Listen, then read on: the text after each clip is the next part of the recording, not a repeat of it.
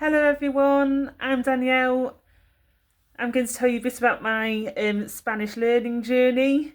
I'm currently the head of Spanish at a school in the centre of Nottingham. I'm currently teaching from year 7 up to A level. It's quite funny because learning Spanish was actually an accident.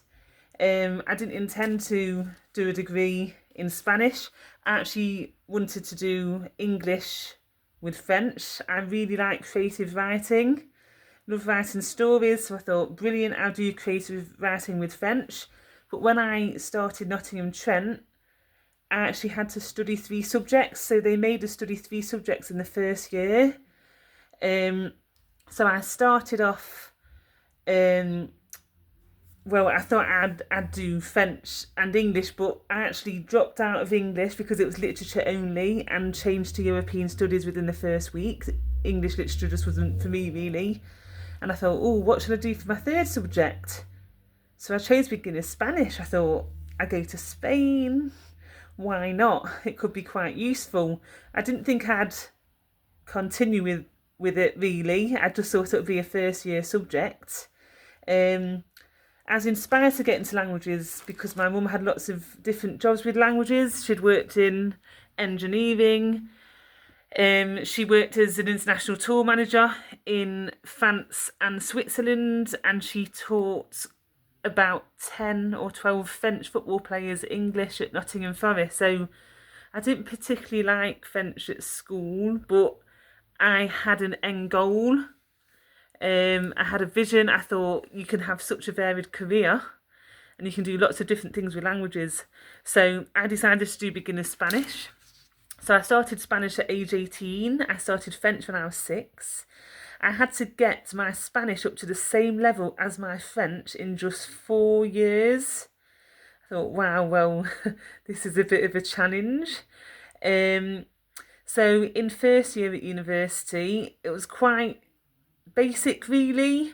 We did quite a lot of vocabulary, but specific topics, directions, food, introductions, time, numbers, lots of different things. It's quite funny really because we actually had conversation classes in year 1, even though we'd just started Spanish, so we could barely put a sentence together, to be honest. I remember doing a conversation class on food, and I wanted to say I like garlic for some reason, and my friend wanted to say she liked cheese, but she said hueso instead of queso, and I said ajo.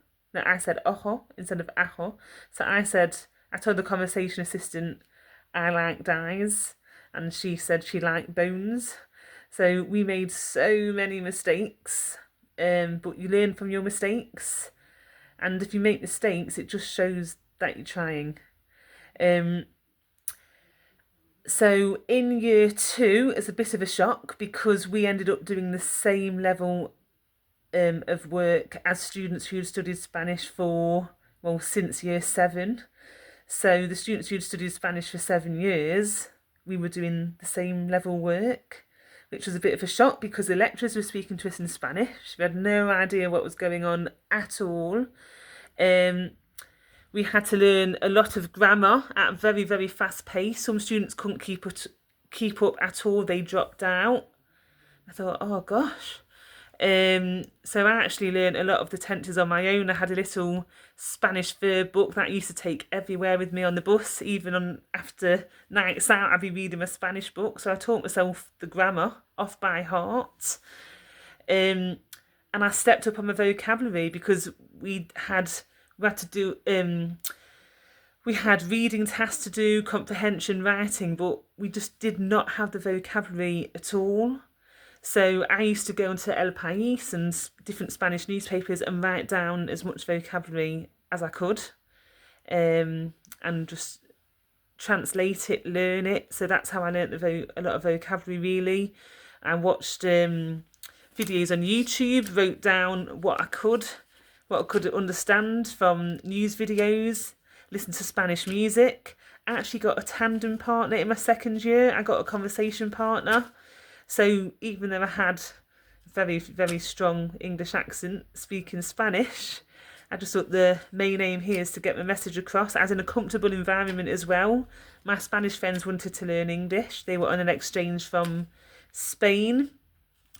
So if you are learning a language, try and get speaking.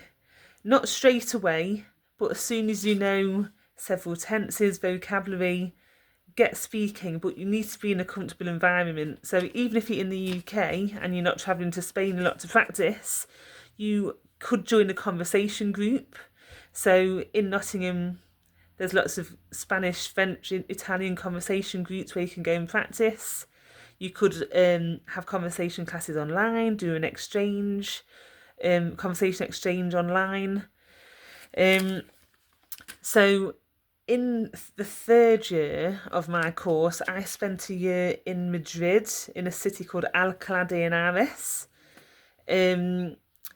It really, really was difficult. So at that point, my grammar was pretty good. I could write essays using a subjunctive. I really stepped up. My vocabulary was pretty good.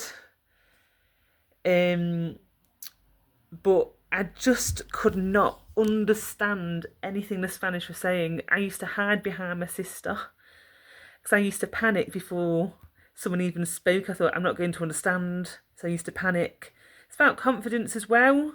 Didn't always believe in myself. I was quite shy at university. It took a long time to build my confidence.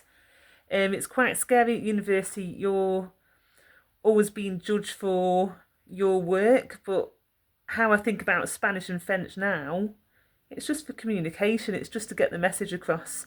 So it's not about perfection. It's about getting the message across. So in Madrid, I couldn't understand anything for a long time. I didn't know what the lecturers were saying. All of my notes were just question marks. It was quite frustrating because I was trying, but I just couldn't pick up what they were saying. So what I decided to do, I decided to put little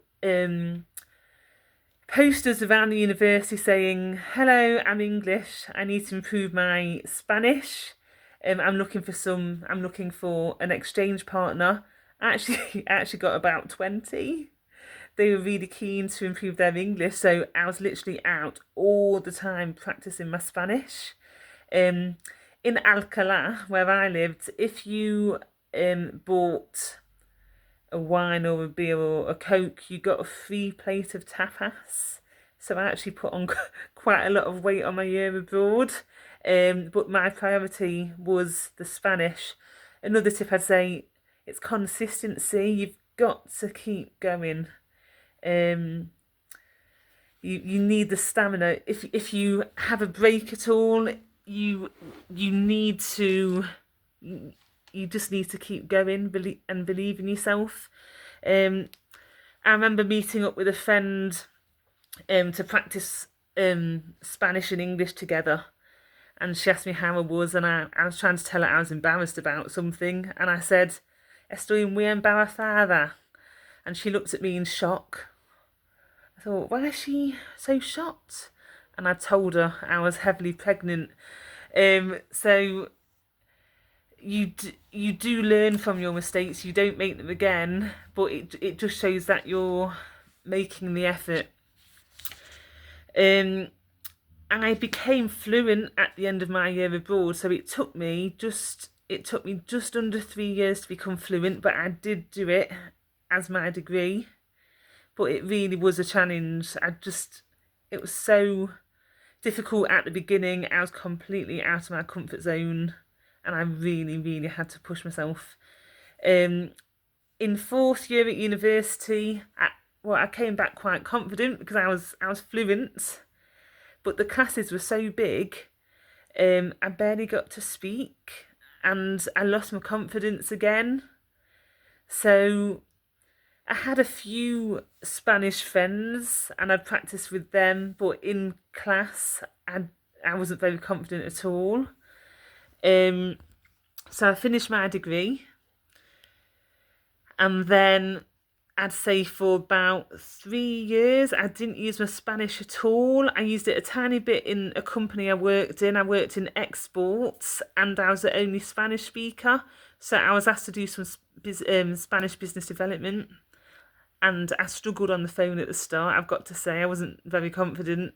I built my confidence up, but I didn't really use it socially. I think it's important to use it socially, but it's also important to keep up your grammar and vocabulary. You need a balance. If you do too much conversation, you're not going to have enough vocabulary to talk about more in-depth topics.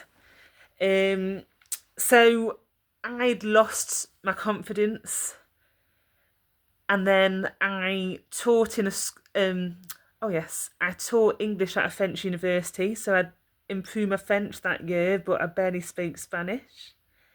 And then this year after that, I was teaching French in a secondary school, so I hadn't used my Spanish for quite a while. My confidence dropped massively, and I got to a stage where I didn't want to speak Spanish anymore. I was too scared. I forgot things, or I mixed up my French and Spanish a bit. So I almost gave up, but I thought I put so much effort into learning Spanish. I lived abroad. I did all those hours of conversation, taught the grammar myself. I thought, I'm not giving up. So I decided to go to the Nottingham Language Exchange where I practiced my Spanish. There were also some Spanish there who wanted to learn English. So it was half an hour in Spanish, half an hour in English, half an hour in Spanish, half an hour in English.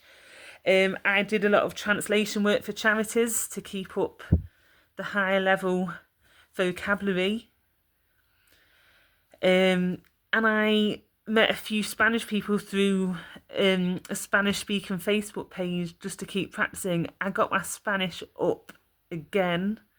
I got the confidence to speak again.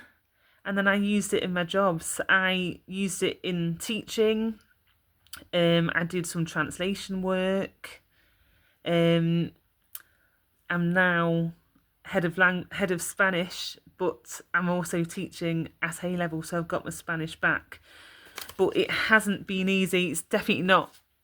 It's not a straight line. There are lots and lots of ups and downs. Some tips I would give you. So, for me, the aim of languages is to communicate. So just get out there, believe in yourself, and get speaking. Immerse yourself in the language.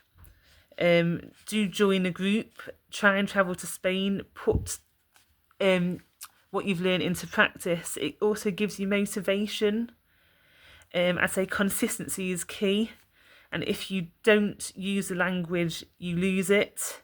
Just like I nearly did. I've got quite a lot of friends from university who didn't use their Spanish straight after their degree. They've lost their confidence and they've forgotten quite a lot of the language. They'd struggle to use it in a job now. So that's my journey. Thank you.